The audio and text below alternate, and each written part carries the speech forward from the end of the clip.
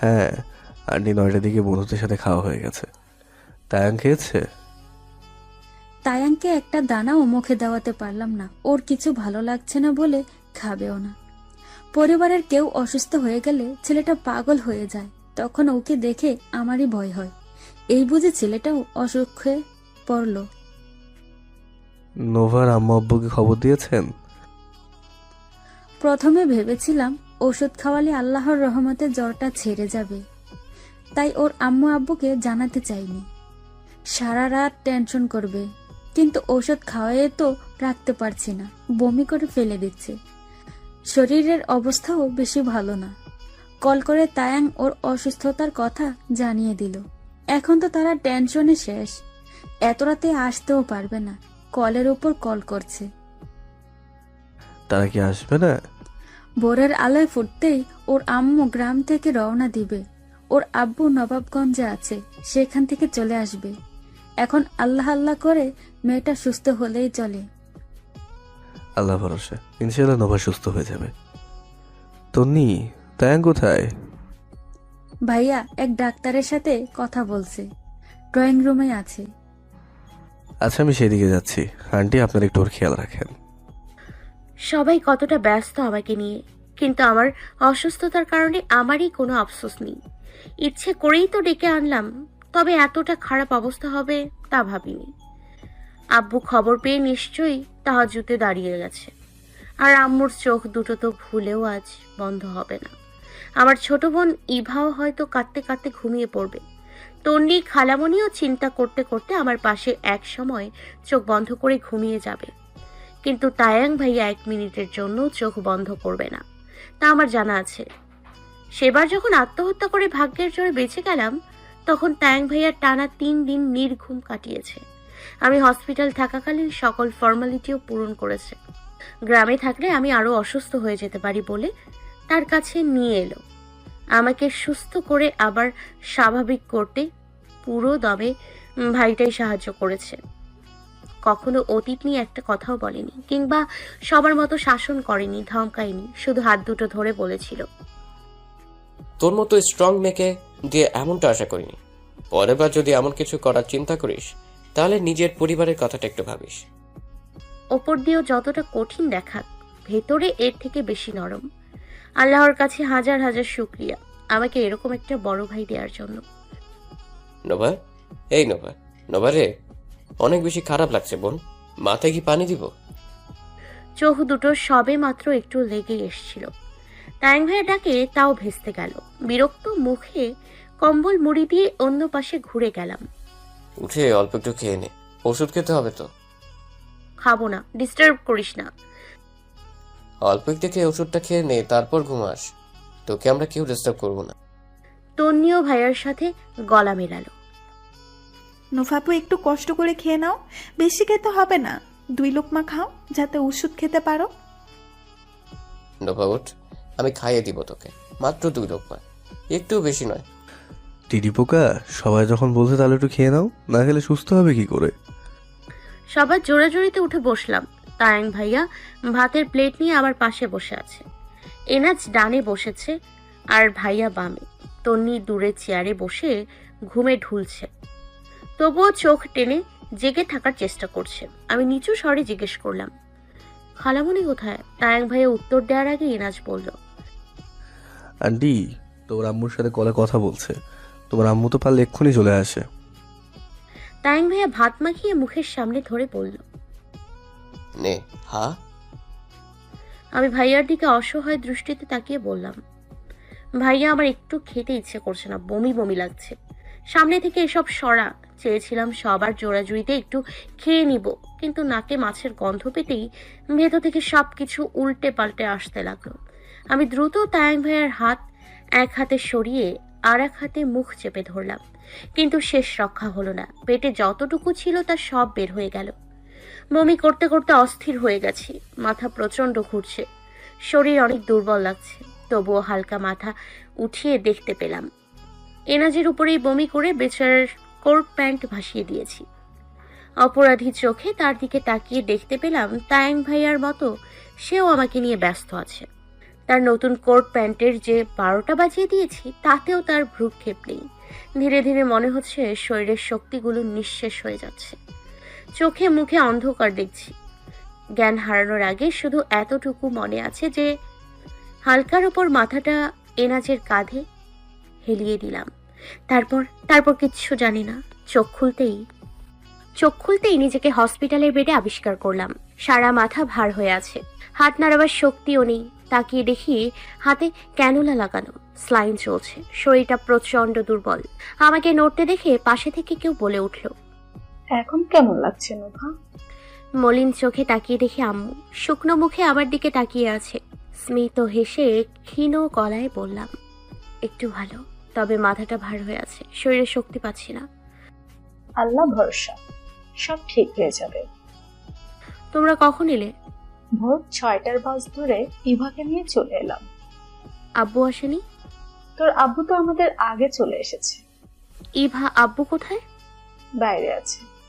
বাকি সবাই কোথায়? তোর খালামণি ও তন্নি একটু আগে বাসায় গেল সবার জন্য খাবারের ব্যবস্থা করতে। তোমরা খেয়েছো? সকালে তো না খেয়ে চলে আসছি, নয়তো বাসে আমাদের অবস্থা খারাপ হয়ে যেত। এখানে আসার পর তোর আব্বু রুটি কলা কিনে আনছিল, সেগুলো খেয়ে পানি খেয়েছি। আম্মু মাথায় হাত বুলাতে লাগলো। আমি আশেপাশে তাকিয়ে তায়াং ভাইয়া ও এনাজকে খুঁজতে লাগলাম। ঠোঁট দুটো কিছু সময় পর পর শুকিয়ে আসছে। জিব্বা দিয়ে ঠোঁট দুটো ভিজিয়ে আম্মুকে জিজ্ঞেস করলাম, তায়াং ভাইয়া কোথায়? তায়ানের বন্ধু বললো বাসা থেকে ফ্রেশ হয়ে আসবে, গিয়েছে কিনা জানি না। তার বন্ধুও সাথে আছে? হ্যাঁ, ছেলেটা তো সেই রাত থেকে এখানে তায়ানের সাথে সবকিছু সামলাচ্ছে। ও নাকি তোকে কোলে করে হসপিটালে নিয়ে এসেছে। তোর যা অবস্থা ছিল তাতে বাসার সবাই ভয় পেয়ে গেছে। তুই অজ্ঞান হওয়ার পর সেই রাত 12টায় দ্রুত হসপিটালে এনে ভর্তি করছে। তারপর থেকে সবকিছু তো ছেলে দুটোই সামলিয়ে নিচ্ছে। তুমি ছুটি নিয়ে আসছো? সকালে কিছু বলি নাই, 9টার দিকে এখানে এসে তারপর হেড স্যারকে সব বলে ছুটি নিলাম। ছুটি ছাড়া কি আমি থাকতে পারবো? রাতে যখন তায়াং তোর খবর দিল তখন থেকে টেনশনে শেষ। আমি কতক্ষণে আসবো সেই চিন্তায় ছিলাম। আম্মু একটু পানি দিবা, বড্ড তেষ্টা পেয়েছে। আম্মু বসা থেকে উঠে জলদি করে পানির বোতল থেকে গ্লাসে পানি ঢেলে আমাকে খাইয়ে দিল। গ্লাসটা যথাযথ স্থানে রেখে আমার শরীরের চাদরটা আর একটু টেনে দিল। মাথায় হাত দিয়ে জ্বর চেক করে বলল, জ্বরটা ছেড়ে গেছে, 104 ডিগ্রি ছাড়িয়ে গিয়েছিল। আলহামদুলিল্লাহ, এখন জ্বর নেই। 12 ঘন্টা পর সজ্ঞানে আছিস তুই। ঘুমের ইনজেকশন দিয়েছিল? তোর শরীর দুর্বল তাই ঘুম পাড়িয়ে রেখেছিল। এটা 2 নম্বর স্যালাইন চলছে, একটা শেষ হওয়ার পর এটা অর্ধেক হয়ে গেছে। কিছু খাবি? না, মুখ তিতা হয়ে আছে, কিচ্ছু ভালো লাগছে না। চুপ করে চোখ দুটো বন্ধ করলাম। যেই আমি ঘুম পাগলি, সেই আমার এখন আর শুয়ে থাকতে ভালো লাগছে না। তাছাড়া বহু সময় ঘুমিয়েছি, এখন ঘুম বাবাজি আমার চোখে ধাওয়াও দেবে না। মৃদু স্বরে আম্মুকে ডাকলাম, আম্মু একটু উঠে বসবো। এত শুয়ে থাকতে ভালো লাগছে না, পিঠ ব্যথা করছে, হাত পা অবশ হয়ে আসছে। দেখো তো হাতে কেন লাগিয়ে কিরকম ফুলিয়ে ফেলেছে, হাতটা নাড়াতেও পারছি না, সে কি ব্যথা। এই স্যালাইনে তুই টিকে আছিস, শরীর যে দুর্বল ছিল, পুরো নিস্তেজ হয়ে গিয়েছিলি। তোর কোনো রেসপন্সই ছিল না, সবাইকে যা ভয় দেখালি। আম্মু আমাকে ধরে বসিয়ে দিল। বালিশটাকে পিঠের নিচে দিয়ে আধশোয়া অবস্থায় বসলাম। আম্মু কিছু সময় থেমে রাগী গলায় বলল, তুই অসুস্থ না হলে তোর পিঠ ফাটাতাম। কেন? বৃষ্টিতে ভিজেছিস কেন? ইচ্ছে করেই নিজের শরীরের এই অবস্থা করলি। আজ যদি তোর কিছু হয়ে যেত? কিছু তো হয়নি। তোমার মেয়েকে আল্লাহ না চাইলে এত তাড়াতাড়ি নেবে না। আমি চলে গেলে তোমাদের জ্বালাবে কে? দাঁত দেখে একটু হেসে আম্মুর মন জয় করতে চাইলাম, কিন্তু ফলাফল শূন্য। আমার দাঁত কেলানি দেখে আম্মু আরও রেগে গেল। রাগী গলায় বলল, একদম হাসবি না, আমাদের কাঁদতে কাঁদতে রাত পার হয়েছে আর সে এখন দাঁত বের করছে। হাসলে সত্যি মার খাবি। তুই সামান্য বৃষ্টিতে ভিজলে মাথা ব্যথায় টিকতে পারিস না। মাথা ব্যথা বলে চিল্লাস, তাহলে এত বৃষ্টিতে কেন ভিজতে গেলি আমাকে বলতো?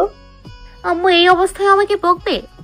বকা তো কমই, হসপিটাল না হলে মারতাম। তাহলে থেমে আছেন কেন খালামণি? লাগান 2টা। ও যা করছে তা মার খাবার কাজই।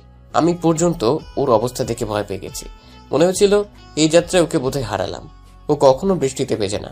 কাল মনে রং লাগছিল তাই বৃষ্টিতে গোসল করেছে। আমি হাতের কাছে থাকলে 2-4টা চটকনা মারতাম। আমাকে এনাজ বলল ওকে ছাদে যেতে দেখে এনাজ দ্রুত ছাতা নিয়ে ওর পিছু পিছু গেছে। ও না গেলে আরো ভিজত। ও একবার সুস্থ হোক, ওর চুল টেনে আমি যদি না ছিটি তাহলে আমার নাম তায়াং না।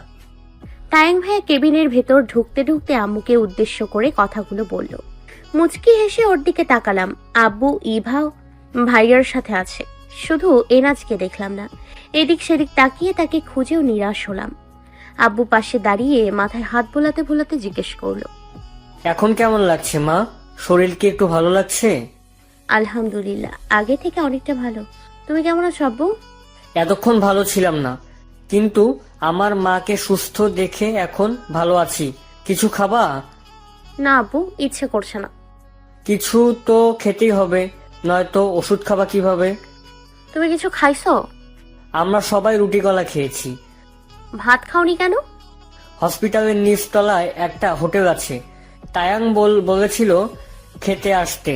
তোমার খালামণি মানা করলো, সে নিজে রান্না করে আনবে, তাই এতটুকু খাবার আমাদের সম্বল। আমি হাত দিয়ে বেডের পাশে দেখিয়ে আব্বুকে বললাম, এখানে বসো। আব্বু আমার পাশে বসলো। ইভান চুপচাপ দাঁড়িয়ে আছে। ওর দিকে তাকিয়ে একটু হাসি দিতেই ও মুখ ভেঙচি কাটলো। ওর ভেঙচি কাটার স্টাইল দেখে আমার আরো বেশি হাসি পেল। ফিক করে হাসতেই তায়াং ভাইয়া হুঙ্কার ছেড়ে বলল, এখন 32 পাটির দাঁত দেখানো হচ্ছে? আমাদের টেনশনে ফেলে অনেক আরামে ছিলি তাই না? তোর বৃষ্টিতে ভেজার উসুল আমি হাড়ে হাড়ে বের করব। একবার শুধু তুই সুস্থ হ, তারপর দেখবি তোর উপর কি ঝড় যায়। আমিও মুখ ভেঙিয়ে তায়াং ভাইকে আরেকটু রাগালাম। অনেকক্ষণ ধরে এনজিও সংস্থার কথা জিজ্ঞেস করার জন্য মনটা হাঁসফাঁস করছে। বেচারার সারা শরীর তো 13টা বাজিয়ে দিয়েছিলাম। রাত থেকে নাকি এখানেই, তাহলে আমার সাথে দেখা করতে কেন আসছে না? কেন যেন তাকে দেখতে খুব ইচ্ছে করছে, কিন্তু আব্বু আম্মুর সামনে তো তার কথা তায়াং ভাইকে জিজ্ঞেস করতেও পারি না। পড়লাম না মুসিবতে। পাশের এক মসজিদে জোহরের আজান হচ্ছে। সবাই নিশ্চুপ হয়ে আছে। আজান শেষ হতেই আব্বু তায়াং ভাইকে জিজ্ঞেস করলো, এই মসজিদে জামাত কয়টায়? 1:20 মনে হয়। নামাজে যাবেন? সেটা মিস আছে নাকি? তাহলে চলেন, আমিও বাসায় চলে যাই, আপনি নামাজে যান। নামাজ পড়বে না? হ্যাঁ পরবো তো খালু, কিন্তু জামা কাপড় ভালো না। গতকাল রাত থেকে তো শরীরের উপর ধকল কম যায়নি, জামা কাপড়ের অবস্থাও খারাপ। বাসে গিয়ে ফ্রেশ হয়ে বাসার পাশে মসজিদে পড়ে নিব। আম্মু তায়াং ভাইকে জিজ্ঞেস করলো, তোর সাথের বন্ধুকে যে দেখছি না তায়াং, ও কি চলে গেছে? হ্যাঁ খালামণি, সেই রাত থেকে এখানে। আমি বললাম আমাদের বাসায় গিয়ে ফ্রেশ হয়ে গোসল করে খাবার খেয়ে নিস, জোর করে পাঠালাম, যেতে চাইছিল না। এনাজ চলে গেছে শুনে ভীষণ খারাপ লাগলো। আমার সাথে একটু দেখা করে গেলে কি এমন ক্ষতি হয়ে যেত? মনের ভেতর এক আকাশ পরিমাণ অভিমানের জন্ম নিল। পরের বার এলে একটু কথা বলবো না। আমার সাথে দেখা না করে গেল কেন? কথা নেই। আব্বু তায়াং ভাইকে বলল, চলো তাইলে যাই, নয়তো আমাদের জামাত মিস হয়ে যেতে পারে। কালু আপনি যান, এনাজ আবার আসবে। আম্মু তলির সাথে খাবার নিয়ে আসবে, ও আসলে আমি বাসায় যাব। একজন ছেলে তো এখানে থাকতে হয়।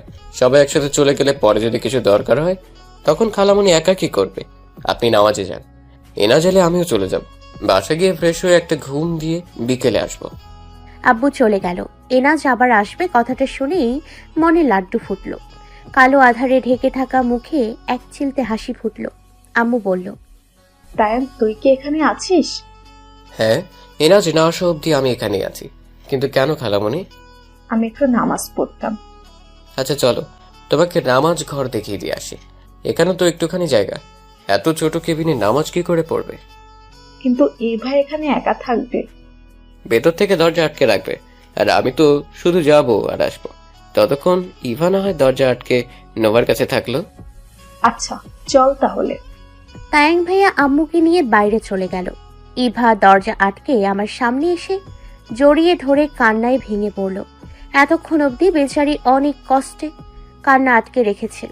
আমি ওর পিঠে হালকা চাপড় মেরে বললাম, আরে ধুর পাগলি, কাঁদছিস কেন? আমি তো ঠিক হয়ে গেছি। দেখ আমি আল্লাহর রহমতে কতটা সুস্থ আছি। আমি অনেক ভয় পেয়ে গেছিলাম বইনে। তায়াং ভাইয়া যখন কল করে বলল তুমি অনেক অসুস্থ, তোমাকে হসপিটালে নিয়ে যাচ্ছে, তখন আমি আম্মু পুরো পাগলের মতো অবস্থা। তুমি কেন বৃষ্টিতে ভিজতে গেছিলা? তোমার যদি কিছু হয়ে যেত আমাদের কি হতো? সেবার তো মৃত্যুর মুখ থেকে আল্লাহ তোমারে ফিরাই দিল, কিন্তু এবার কিছু হলে আব্বু আম্মু আমি তো পাগল হয়ে যেতাম। আমি চুপ করে রইলাম। সবার কথার উত্তর আমার জানা থাকলেও আমি বলতে পারছি না। কি উত্তর দিব সবাইকে? আমার কি বলার মতো কিছু আছে? দরজায় ঠুক ঠুক শব্দ হতেই ইভা আমাকে ছেড়ে উঠে দাঁড়ালো। দ্রুত গতিতে চোখ মুছে দরজা খুলে দিল। তায়াং ভাইয়া ভেতরে ঢুকতে না ঢুকতেই তার মোবাইলে কল এলো। ইভাকে আমার দিকে খেয়াল রাখতে বলে দ্রুত পায়ে বাইরে চলে গেল। ইভা আমাকে বলল, বইনি ওয়াশরুমে যাব, তাছাড়া নামাজও তো পড়তে হবে। তখন আম্মু গেল, তার সাথে গেল না কেন? সবাই চলে গেলে তোমার কাছে থাকবে কে, তাই যাইনি। আচ্ছা, তায়াং ভাইয়া এসেনি, ভাইয়ার সাথে যাস। আচ্ছা। কিছু সময় পর এনাজ ও তায়াং ভাইয়া দুজনে টিফিন বাটি নিয়ে ভেতরে ঢুকলো। এনাজের মুখ চোখ লাল হয়ে ফুলে আছে। সারারাত না ঘুমানোর কারণে বেচারাকে অনেকটা মলিন দেখাচ্ছে। আমি তার দিক থেকে চোখ ফিরিয়ে চোখ বন্ধ করে শুয়ে রইলাম। ইভা তায়াং ভাইকে বলল, ভাইয়া ওয়াশরুমে যাব। ওয়াশরুমে যাবি? চল আমার সাথে। তায়াং ভাইয়া এনাজকে উদ্দেশ্য করে বলল, এনাজ, তুই একটু খেয়াল রাখিস, কেবিনেই থাকিস, কোথাও যাস না। জানি, তবুও ভাইয়ের কর্তব্য পালন করলাম। কথাটা বলে ভাইয়া হাসতে হাসতে ইভাকে নিয়ে বাইরে চলে গেল। পুরো কেবিনে আমি ও এনাজ ছাড়া অন্য কেউ নেই। এই কথাটা মনে হতেই বুকের ভেতরটা ঠিপ ঠিপ করতে লাগলো। চোখ বন্ধ করে চুপচাপ শুয়ে রইলাম, একটু নড়ছি না, যার কারণে এনাজ হয়তো ভাবলো আমি ঘুমিয়ে আছি। নিঃশব্দে সে আমার মাথার কাছটায় বসে নিবিড় যত্নে চুলে হাত বুলাতে লাগলো। কিছু সময় পর সে আমার কপালে আলতো করে ঠোঁট ছোঁয়াতে আমি পুরো সফট। ফট করে চোখ দুটো খুলে ফেললাম। কিন্তু এ কি, আমার গালে পানির ফোঁটা পড়লো কেন? তাহলে কি এনাজ কাঁদছে? আমি অসুস্থ বলে সে কান্না করছে? আচ্ছা, সে কি আমায় ভালোবাসে? আমার মনে হয় বাসে, নয়তো আমার কষ্টে সে কেন কষ্ট পাবে? আর একটু খেয়ে নে, নয়তো শরীর খারাপ করবে। তো সুস্থ হতে হলে ঠিক মতো খাবার খেতে হবে। মাত্র এক বাটি স্যুপ শেষ করতে পারবি না, আর একবার নাক সিটকালে থাপ্পড় খাবি। তোর নাকে গন্ধ লাগে বলে ডিমও দেইনি। গত 2 দিন ধরে আমার উপর দিয়ে খাবারের অত্যাচার যাচ্ছে। একটা খেতে না চাইলে আরেকটা, সেটাও খেতে না চাইলে অন্যটা। আম্মু আমাকে বোধহয় খাইয়ে খাইয়ে আবারও অসুস্থ করে দেবে। 2 দিন হসপিটালে থেকে আজই রিলিজ পেয়েছি। আব্বু গতকাল নবাবগঞ্জ তার কাজে ফিরে গেছে, কিন্তু আম্মু ছুটি নিয়ে রয়ে গেছে। বিকেলে চলে যাবে। আগামীকাল থেকে আবার স্কুলে গিয়ে ক্লাস করতে হবে। তাই যাওয়ার আগে আমাকে খাইয়ে খাইয়ে কুমড়ো পটাশ বানানোর চিন্তায় আছে। তার সাথে যোগ দিয়েছে তায়াং ভাইয়া, তন্নি ও খালামুনি। একটু আগে হসপিটাল থেকে সকালের খাবার খেয়ে বাসায় এসেছি। এসে বিছানায় বসতে না বসতেই আম্মু স্যুপ নিয়ে হাজির। এখন সেগুলো গুটিয়ে গুটিয়ে আমাকে খাওয়াচ্ছে। আম্মু আরেক চামচ স্যুপ আমার দিকে বাড়িয়ে দিতেই আমি চোখ কপাল নাক কুচকে এক হাতে মুখ চেপে ধরে বললাম, আম্মু আর খাবো না, সরাও এগুলো, আমার বমি বমি লাগছে। তারপরেও যদি জোর করে খাও তাহলে পেটে যাচ্ছে তাও বের হয়ে যাবে। বমি এলেও খাবি, সব যদি বের হয়ে যায় তাহলে আবার খাওয়াবো। তুই খাবার নিয়ে যে কতটা অনিয়ম করিস তা আমার থেকে ভালো অন্য কেউ জানে না। তোর খালামুনিও বলেছে তুই খেতে চাস না, তাই বাসায় থাকলে ওর ভয়ে একটু খাস, আর ও না থাকলেই ফাঁকিবাজি দিস। আম্মু প্লিজ, আর না, বমি পাচ্ছে। আসুক, বমি আসলে বমি করে দিবি, তবুও পুরোটা তোর খেতে হবে। খেয়ে ওষুধ খাবি। আমি তো চলে যাব, যাওয়ার আগে যতক্ষণ থাকবো ততক্ষণ তোকে খাওয়ার উপরই রাখবো। গন্ধ আসছে, প্লিজ এখনকার মতো মাফ করো। আম্মু কোনো কথা শুনলো না, জোর করে পুরোটা স্যুপ খাইয়ে তবেই ছাড়লো। আমার এখন সত্যি সত্যি বমি লাগছে। হসপিটালে 2 দিন থেকে আমার অবস্থা খারাপ। সারাক্ষণ শুয়ে বসে থাকতে কার ভালো লাগে? আবার মোবাইলটাও ধরতে দেয় না। এমনি কি সময় কাটে বলুন তো? তাই চেঁচামেচি করে আজ রিলিজ নিয়ে চলে এসেছি। ডক্টর বলেছিল আজকের দিনেও থাকতে। পাগল নাকি যে আজও থাকবো? আজকে থাকলে আমি সুস্থ হওয়ার বদলে আরো অসুস্থ হয়ে যেতাম। ভালো লাগে না বাসায়, চলো বলে গান শুরু করেছিলাম। অবশেষে আমার গানে বিরক্ত হয়ে হসপিটাল থেকে রিলিজ নিয়ে বাসায় চলে আসতে বাধ্য হয়েছে সবাই। গতকাল তায়াং ভাইয়ার অনেক বন্ধু এসেও দেখা করে গেছে। ইমরান হাশমি ভাইয়া, রায়হান ভাইয়া, শাহেদ ভাইয়া আরো অনেকে। প্রত্যেকে গাদা গাদা করে ফল নিয়ে এসছে। এনাজও এক গাদা ফল কিনে তার এক বন্ধুকে দিয়ে হসপিটালে গতকাল পাঠিয়ে দিয়েছিল। এখন আমাকে সেগুলো খাইয়ে গুলুমুলু বানিয়ে ফেলবে। কি কষ্ট করে ডায়েট করে 3 কেজি কমিয়েছিলাম, এবার বোধহয় 9 কেজি বেড়ে যাব। নিয়ে ধর, এই ফলগুলো শেষ করতো। ফলের কথা ভাবতে না ভাবতেই আম্মু এক প্লেট ভর্তি বাহারি ফল কেটে এনে মুখের সামনে হাজির। এখন আমার অবস্থা জ্ঞান হারাবো। শুকনো মুখে একবার আম্মুর দিকে তাকালাম আর একবার প্লেটের দিকে। তখনই রুমে তায়াং ভাইয়া ও তার বন্ধু তৌহিদ ভাইয়ার প্রবেশ। তৌহিদ ভাইয়া আম্মুকে সালাম দিয়ে কুশলাদি জিজ্ঞেস করলো, আসসালামু আলাইকুম আন্টি, কেমন আছেন? আলহামদুলিল্লাহ ভালো। তোমাকে তো চিনলাম না। আন্টি, আমি তৌহিদ, তয়াংয়ের বন্ধু। ও আচ্ছা, তা ভালো আছো? জি আলহামদুলিল্লাহ, আপনাদের দোয়ায় ভালো আছি। এ কি দাঁড়িয়ে আছো কেন? বসো। বসছি আন্টি, আপনি ব্যস্ত হয়েন না। তায়াং ভাইয়া আমার পাশে বসে আম্মুকে জিজ্ঞেস করলো, কি হয়েছে খালামণি? দেখ না, ফলগুলো কেটে এনেছি বলে আমার দিকে কিভাবে তাকাচ্ছে। আমিও সুস্থতার জন্য মরিয়া হয়ে যাচ্ছি, আর ও আমার দিকে চোখ পাকিয়ে তাকায়।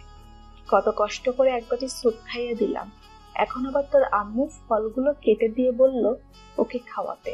আমি তাই নিয়ে এলাম। ও ভালো কথার মানুষ নয়, ওকে ভালো করে কিছু বললে কখনো কোনো কিছু করবে না। ধমক আর মারের উপর রাখবেন, তাহলে দেখবেন নোভা ঠিক। আমি নাক কুচকে হাসির মতো ঠোঁট করে বিরক্তি মাখা চাহনিতে তায়াং ভাইয়ার দিকে তাকালাম, যার মানে হলো দিন তোর একা যাবে না, আমারও দিন আসবে, তখন সবকিছু উসুল করব। তৌহিদ ভাইয়ার হাতেও মনে হচ্ছে ফলের স্তূপ। ভাইয়া তার হাতের ফলগুলো আম্মুর হাতে ধরিয়ে দিয়ে আমার সামনে চেয়ারে বসলো। আম্মু কিছুটা ইতস্তত হয়ে তৌহিদ ভাইয়াকে বলল, এসবের কি দরকার ছিল? ও তো কিছু খেতেই চায় না, ওর খাবার খেতে যা কষ্ট লাগে। বোন অসুস্থ, ভাই ওকে দেখতে আসবো আর কিছু আনবো না, তা কি মানায় বলুন? অসুস্থ বোনের জন্য তো কিছু নিয়ে আসতেই হয়।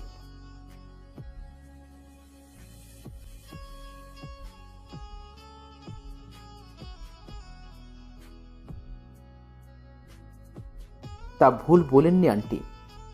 তাওহিদ ভাইয়া আম্মুর সাথে একমত প্রকাশ করে আমার দিকে তাকালো, তারপর বলল, কেমন আছো নোভা? আলহামদুলিল্লাহ ভালো। আলহামদুলিল্লাহ। সরি, তোমাকে হসপিটালে দেখতে যেতে পারিনি, আর্জেন্ট কাজ পড়ে গিয়েছিল, সেটা সামলাতে গিয়ে 2 দিন পার, তাই ভাবলাম তোমায় বাসায় আনলে তারপর দেখে যাব। আম্মু তায়াং ভাইকে উদ্দেশ্য করে বলল, তাই দেখিস তোর উড়নচণ্ডী বোনটাকে একটু ফলগুলো খাইয়ে দিস। আমি বরং তৌহিদের আপ্যায়নের ব্যবস্থা করি, তুই একে জোর করে একটু খাইয়ে দিস। তাওহিদ ভাইয়া বলল, আন্টি ব্যস্ত হবেন না, আমি আসি তো, চলে তো যাচ্ছি না।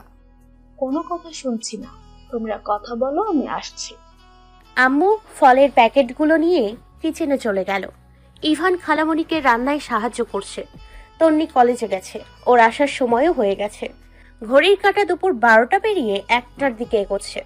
আর তায়াং ভাইয়া জোর করে আমার উপর ফল খাওয়ানোর অত্যাচার চালাচ্ছে। কিছু বলতেও পারছি না, খাবো না বলে একটু মুখটাকে বাঁকা করেছিলাম। তারপর যে একটা রামধনুক দিয়েছে, তাতে আমার হাত পা কাঁপাকাঁপি শুরু হয়ে গিয়েছিল, তাই চুপচাপ খেয়ে নিচ্ছি। তৌহিদ ভাইয়ার মোবাইলে একটা কল আসতেই সে মোবাইল নিয়ে রুম থেকে বেরিয়ে গেল। তায়াং ভাইয়া বাঁ হাতে মোবাইল ঘুতাচ্ছে আর ডান হাতে আমাকে ফল খাইয়ে দিচ্ছে।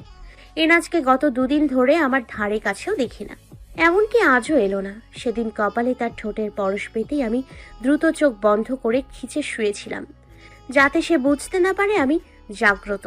প্ল্যানে সাকসেসফুলও হয়েছিলাম। এনাজ ধরতে পারেনি যে আমি জেগে আছি। যদি সে জানতো আমি জেগে আছি, তাহলে দুজনেই লজ্জার মুখে পড়তাম। তাই এটাই ভালো হয়েছে, কেউ লজ্জা পায়নি। কিছুটা ভয়ে ভয়ে তায়াং ভাইয়াকে এনাজের কথা জিজ্ঞেস করলাম। তায়াং ভাইয়া, বল। এনজিও সংস্থা কোথায় রে? গতকাল থেকে দেখি না যে, কোথাও গিয়েছে নাকি? ভাইয়া মোবাইলের থেকে মুখ উঠিয়ে বিস্মিত চোখে বলল, হঠাৎ ওর খোঁজ খবর নিচ্ছিস যে? এমনি জিজ্ঞেস করলাম। কেন জিজ্ঞেস করতে পারি না? তুই তো আমার কোনো বন্ধুর কথা জিজ্ঞেস করিস না, তাই বললাম। যা জিজ্ঞেস করেছি তার উত্তর দে। গতকালও তো এসেছিল, রাতে হসপিটালে ছিল। বলিস কি? কিন্তু আমি দেখলাম না। একবার না 2বার তোর সাথে দেখা করতে গিয়েছিল, কিন্তু মহারানী আপনি ঘুমেছিলেন। ও আজ আসবে না? কেন আসবে? এমনি জিজ্ঞেস করছি। বলো তো দুপুরে আসবে, সকালে ওর একটা ইন্টারভিউ আছে, তাই সকালে আসতে পারেনি। আচ্ছা ভাইয়া, একটা কথা জিজ্ঞেস করি, কিছু মনে করিস না। ওকে। এনজিও সংস্থার পরিবারে কে কে আছে রে? ওর বাবা মায়ের কথাও তো কখনো কিছু বলেনি। ছোট ভাই এনাম ছাড়া আর কেউ নেই। মানে? ওর বাবা মা মারা গেছে। কথাটা শুনে অলরেডি আমার মুখটা হা হয়ে গেল। তার বাবা মা নেই শুনে অনেক খারাপ লাগলো। ভাইয়াকে তার বাবা মার মৃত্যুর কারণ জিজ্ঞেস করলাম। কিভাবে মারা গেছে? এনাজের বয়স যখন 8 বছর তখন ওর আব্বু লিভার ক্যান্সারে মারা যায়। তারপর ওর বয়স যখন 15তে পড়লো তখন হঠাৎ করে একদিন ওর আম্মু ঘুমের মধ্যে স্ট্রোক করে ওদেরকে একা করে পরপারে চলে গেলেন। তারপর থেকে জীবনযুদ্ধে একাই ভাইকে নিয়ে এত জোর এসেছে। ও তো কোনো কাজ করে না, আমার জানা মতে সে বেকার। তাহলে ওদের দুই ভাইয়ের চলে কি করে? বহু আগে গ্রামে ওদের ভিটামাটি বিক্রি করে শহরে ছোট্ট একটা 2 রুমের ফ্ল্যাট ও একটা দোকান কিনেছিল। সেই ফ্ল্যাটে থাকে আর দোকানটাকে ভাড়া দিয়েছে। সেই দোকান থেকে যা ভাড়া আসে তা দিয়ে ছোট্ট 2 ভাইয়ের আলহামদুলিল্লাহ ভালো চলে যায়। এখন এনাম চাইছে ব্যবসা শুরু করতে, তার সাথে একটা জব করতে। এনামকে দেশের বাইরে পাঠাবে হাই স্টাডির জন্য, তার জন্য অনেক টাকা প্রয়োজন। গত কয়েকদিন ধরে বেশ কয়েকটা ইন্টারভিউ দিয়েছে, কিন্তু রেজাল্ট ভালো আসছে না, তাই প্রচুর মানসিক চাপে আছে। ও আচ্ছা। তা হঠাৎ এনাজের বিষয়ে এত কৌতূহল কেন? আশ্চর্য, তুই যে কি বলিস না ভাইয়া। একটা মানুষের বিষয় আমি জানতে চাইতে পারি, তার জন্য এত সন্দেহের চোখে দেখার মতো কিছু হয়নি। ভাইয়া আর আমি এসব নিয়ে কথা বলছিলাম, হঠাৎ বাইরে কিছু একটা পড়ার শব্দ পেতেই আমি ও ভাইয়া একসাথে জিজ্ঞেস করলাম, কি হয়েছে? ভাইয়া মোবাইল পকেটে রেখে প্লেটটা বিছানার উপর রেখে বাইরে চলে গেল। যাওয়ার আগে আমাকে বিছানা থেকে নামতে নিষেধ করে গেছে। কিছু সময় পর হাসতে হাসতে মাথা ধরে রুমের ভেতর শারমিন ঢুকলো। কপালের কাছটায় ডলতে ডলতে আমার পাশে বসলো। আমি বিস্মিত চোখে বললাম, কি রে শারু তুই? হ্যাঁ আমিও। ও আল্লাহ গো, আমার কপালটা জ্বলে গেল। ওটা কি মাথা ছিল নাকি লোহা? কি হয়েছে আমাকে কি বলবি? আর বলিস না, তোর রুমে ঢুকতে গিয়ে একটা দামড়া ছ্যামড়ার মাথার সাথে ঢুস খেলাম। বেচারা উবু হয়ে প্যান্টের নিচটা ঠিক করতে গেছিল, আর তখনই আমি ফ্লোরে পিছন কেটে বেচারার মাথার সাথে ঠুস খেলাম। আমার কপালটা জ্বলে যাচ্ছে। পানি কই? পানি দে আমারে। টেবিলের জগে পানি আছে। শারমিন উঠে জগের থেকে কিছুটা পানি নিয়ে ওর কপালে ডলতে লাগলো। আমার এতক্ষণ তৌহিদ ভাইয়ার কথা মনে ছিল না। হঠাৎ মনে হতেই জিজ্ঞেস করলাম, যেই ছেলেটার সাথে ধাক্কা খেয়ে কপাল ফুলিয়েছিস সে কি লেমন কালারের টি শার্ট পরেছে? লেমন কালার টি শার্ট আর গ্রে কালার প্যান্ট। ও, আমি ঠিক ধরেছি, তুই তৌহিদ ভাইয়ার সাথে ধাক্কা খেয়েছিস। তার চোখ কোথায় রেখে হাঁটিস? হ্যাঁ, আমি কি খেয়াল করছি নাকি? আমার কপাল। ভালো করে ডলতে থাক। বরফ ধরবি? না থাক, আগে বল তুই কেমন আছিস। এতক্ষণ পর। তাও শুক্রিয়া আদায় কর যে জিজ্ঞেস করছি। আলহামদুলিল্লাহ ভালো। তা তুই কার সাথে এলি? তন্নির সাথে। তোর যে এই অবস্থা তো আমি গতকাল তন্নির থেকে জানছি। তোর মোবাইলে কল দিয়েছি, কিন্তু কল ঢুকেনি। ও সরি, মোবাইলে এরোপ্লেন মোড অন করা ছিল। তোর মোবাইল এরোপ্লেন মোডেই অন থাকবে। আমি এদিকে চিন্তায় শেষ। হসপিটালে তো যেতে পারি নাই, তাই আজকে চলে এলাম। ভালো করেছিস। নে, আবার গিয়ে একটু ফ্রেশ হয়ে আয়। আচ্ছা। ওয়াশরুমে ফ্রেশ হতে চলে গেল। দুপুরে সবাই একসাথে খাবার খেলো। আমার তো রুম থেকে বের হওয়া নিষেধ, তাই আমি রুমেই বসেছিলাম। আম্মু একটু আগে খাইয়ে দিয়ে গেছে। শারমিনকে জোর করে রেখে দিয়েছি। দুপুরে না খেয়ে ওকে কেউ যেতেই দিবে না। বিকেলে অবধি রাখার জন্য ওর আম্মুকে কল দিয়ে পারমিশন নিয়ে নিয়েছি। শারমিন আসার পর থেকে তৌহিদ ভাইয়ার হাব ভাব আমার ভালো ঠেকছে না। সে শারমিনের আশেপাশে ঘুরঘুর করছে। আর আমার বান্ধবী তো পুরো আমার কার্বন কপি। এসব দেখেও না, দেখার ভান করে আছে। একদমই পাত্তা দিচ্ছে না বেচারাকে। হাই পাওয়ারে অ্যান্টিবায়োটিক খাওয়ার দরুন আমার শুধু ঘুম পায়। দুপুরের ওষুধ খাওয়ার পর টেনেও চোখ মেলতে পারছিলাম না। ইচ্ছে ছিল এনাজ এলে ওকে এক নজরে দেখব, কিন্তু ঘুম বাবাজি তা হতে দিল না। কাঁথা মুড়ি দিয়ে ঘুমিয়ে পড়লাম। হঠাৎ ঘুমের ঘোরে কানের কাছে কারো উষ্ণ নিঃশ্বাস পেতে বেশ কয়েকবার নড়ে চড়ে উঠলাম, কিন্তু ঔষধের কার্যকারিতার কারণে চোখ মেলে তাকাতে পারছিলাম না। সে আলতো করে তার ঠোঁট জোড়া আমার কানে ছুঁয়ে মৃদু স্বরে ডাকলো, টিরি বোকা। তার মানে হলো উনি এনাজ। আমার ঘুম ভেঙে গেল ঠিক, কিন্তু চোখ খুললাম না। চোখ মুখ খিচে কাঁথা মুঠ করে ধরে ঘুমের ভান করে শুয়ে রইলাম। তখনই আম্মুর কণ্ঠ পেলাম।